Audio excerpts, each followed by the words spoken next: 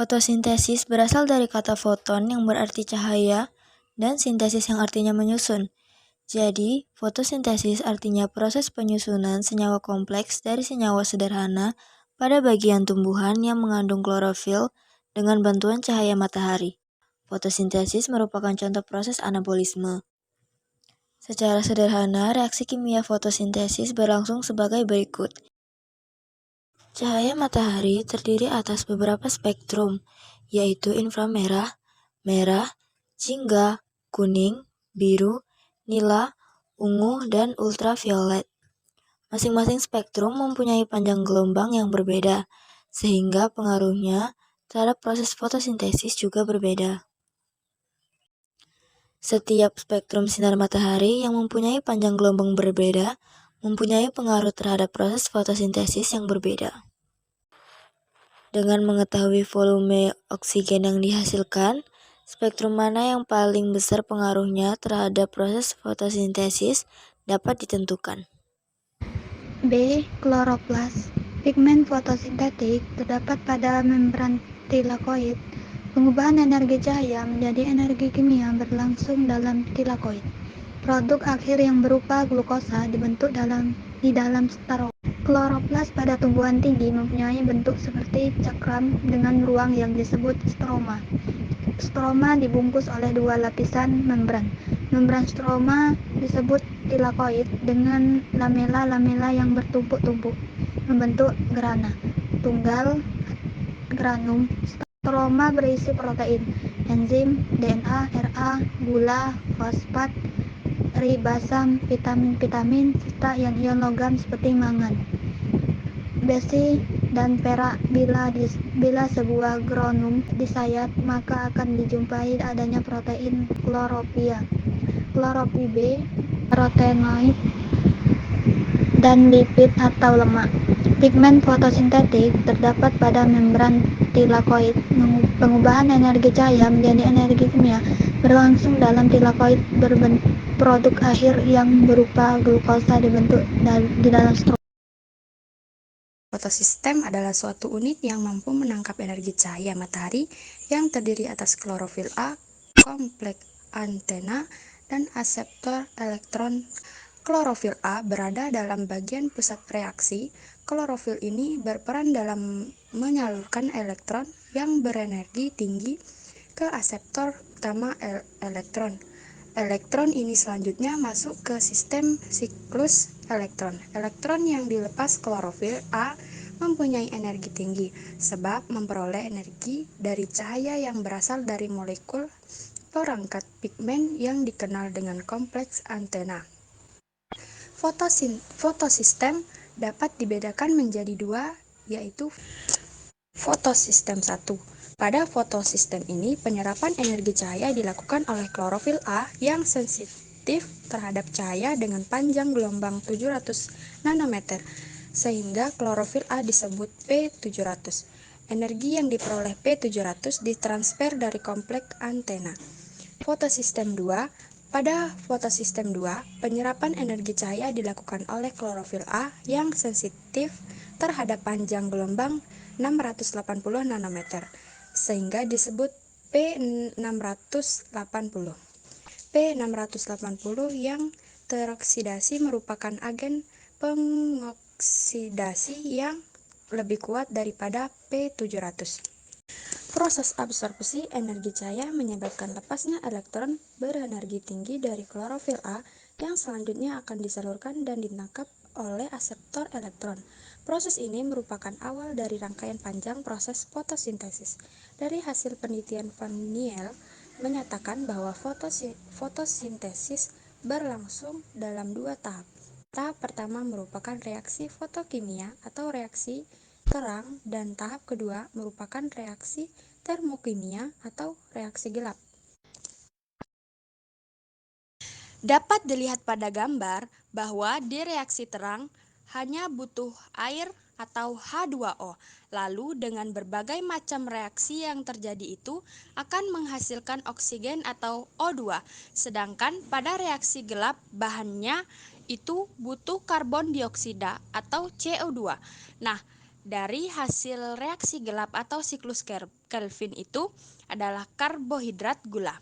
Selain itu, ada hal yang dihasilkan dari dua tahapan ini, yaitu energi atau ATP dan NADPH yang digunakan untuk siklus Kelvin. Kemudian terurai lagi menjadi NAPD dan ADP.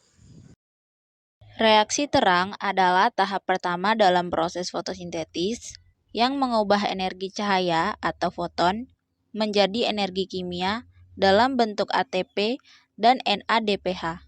Cahaya yang digunakan pada reaksi terang berasal dari cahaya matahari. Reaksi terang terjadi pada salah satu struktur kloroplas yang dikenal sebagai membran tilakoid.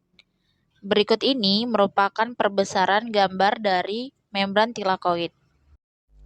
Reaksi terang fotosintetis dibagi menjadi dua, yaitu fotofosforilasi non-siklik dan fotofosforilasi siklik.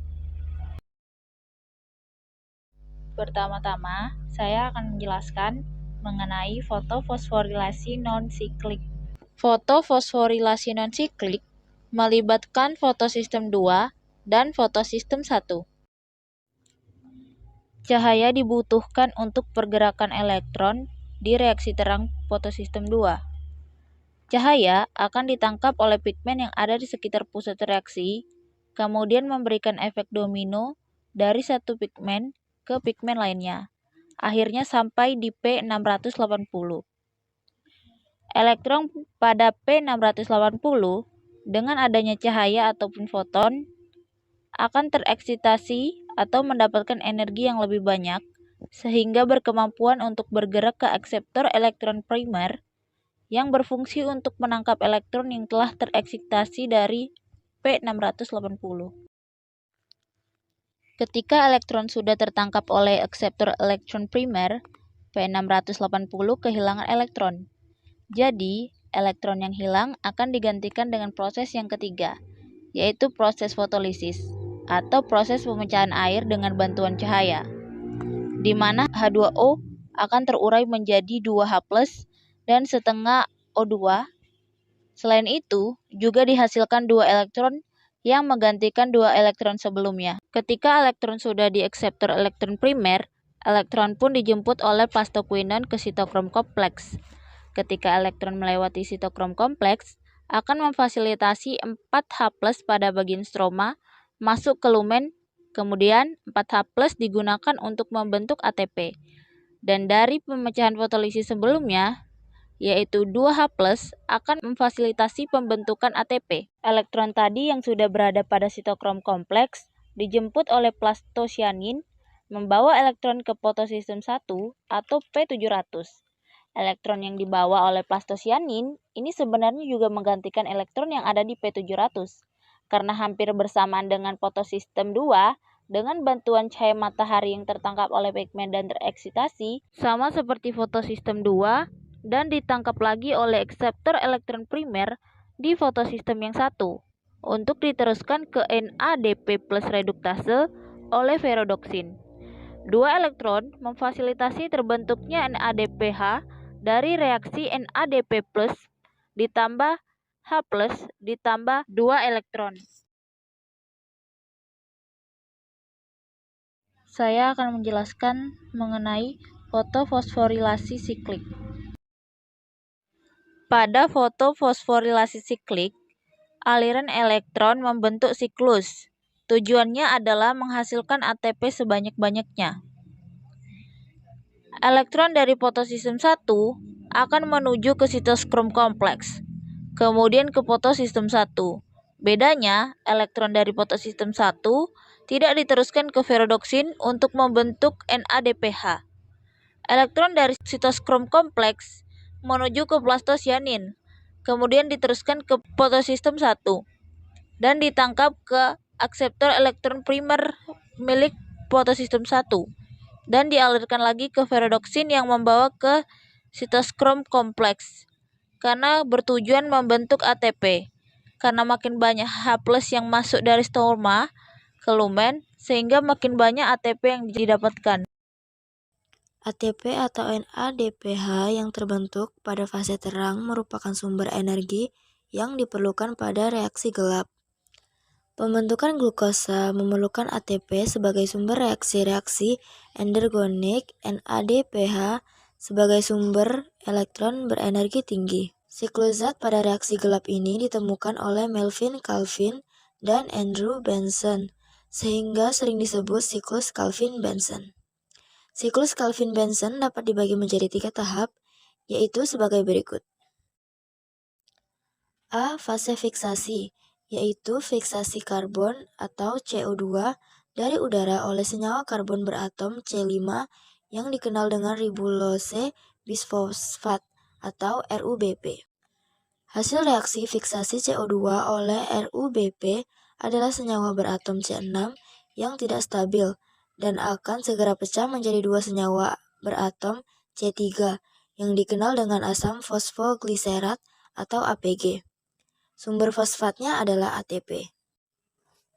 B. Fase reduksi, yaitu pemakaian H dari NADPH untuk mereduksi senyawa antara pembentukan zat makanan atau glukosa.